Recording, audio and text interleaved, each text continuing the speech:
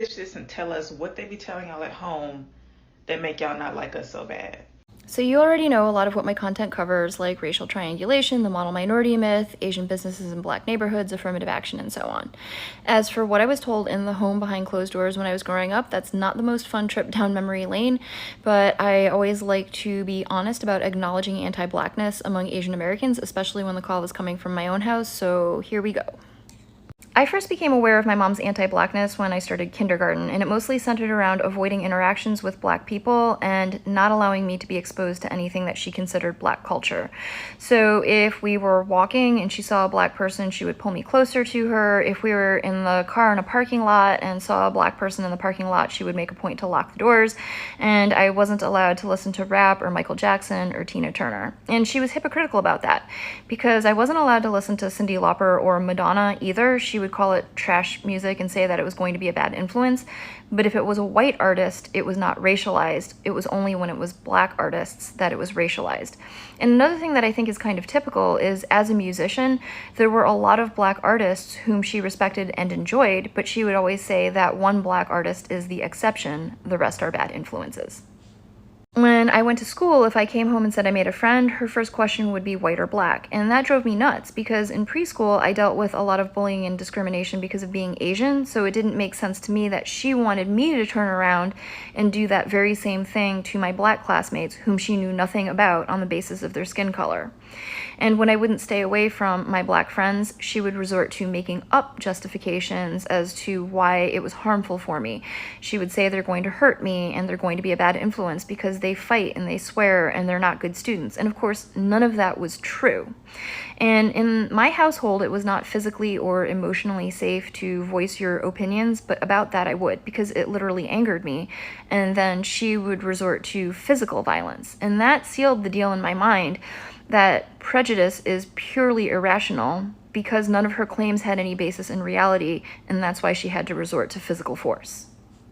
Unfortunately, I think that when parents resort to intimidation and violence to instill prejudice in their children, a lot of times it works. But I was very lucky, because the principal of my elementary school was a black woman who implemented a program called Students Educating Each Other About Discrimination. And that wasn't centered on racial discrimination, it was about discrimination in general. But in that program, we learned to have discussions about discrimination and to identify it and disrupt it. Which at that age just means, if you witness discrimination, say it's discrimination and articulate how you know that it's discrimination.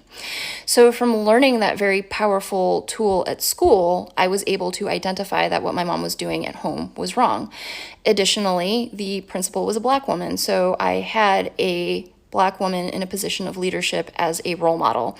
And in my school district, she wasn't a token. They really valued black leadership, from teachers to administration, guidance counselors, all the way up to superintendents. And so I was surrounded by black role models who made me see that reality did not line up with what my mom was trying to teach me. The straw that broke the camel's back was sometime around the ages of between 7 and 9. I was planning a birthday party, and I told my mom that I want to invite my friend Keisha, which I knew was going to be an issue, but I thought I would try. And she said no, and I said, fine, then I don't want to have a birthday party, and she made me have the birthday party. So now that felt like that's not only cruel to me, but that's cruel to my friend Keisha, whom you don't even know because you refused to meet her. Shortly after that, we were walking in the mall, and my mom did this thing that she often did, which is she sees black people minding their own business, and under her breath, she mumbles a derogatory term in Chinese for black people. And I remember I pulled back on her hand and faced her, and I said, they are not doing anything. You don't know them. The next time you do that, I am going to go up to them, and I'm going to tell them what you said. And believe it or not, the fear of exposure by me actually made her tone it down, and she stopped doing that in public. Fortunately, my mom did not live and die that way. In later years, she came around to seeing and later openly admitting how wrong she was. In her older age, one of her best friends really was black, and my mom admitted to her friend what her previous attitudes had been and why. And from those conversations, I was able to gain some insight as to what my mom's motivation was for her anti-blackness. Because I think most people feel, since Asian Americans also are harmed by white supremacy, how does it make any sense for Asian Americans to be anti-black?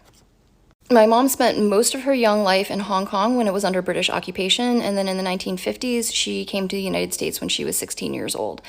Generations before my mom, her family had been living in and doing business around Shanghai, Hong Kong, and Macau, which were French, British, and Portuguese occupied areas. So she was heavily indoctrinated into anti-blackness in Hong Kong, where she had no exposure to Black people that would have shown her a different reality. And furthermore, what she was indoctrinated into is the idea that an Asian can elevate their status in white spaces by aligning with white supremacy, which includes aligning with anti-Blackness. So I think what my mom was doing with me is that from a young age, she saw that I was having a hard time as an Asian American assimilating. So she felt that if I associated with Black classmates, that would make assimilating into white spaces even harder. And she was concerned that associating with Black classmates would negatively impact my status in white spaces. Well, we all know with me that the outcome was I understand very clearly what spaces I want to be part of and what spaces I don't.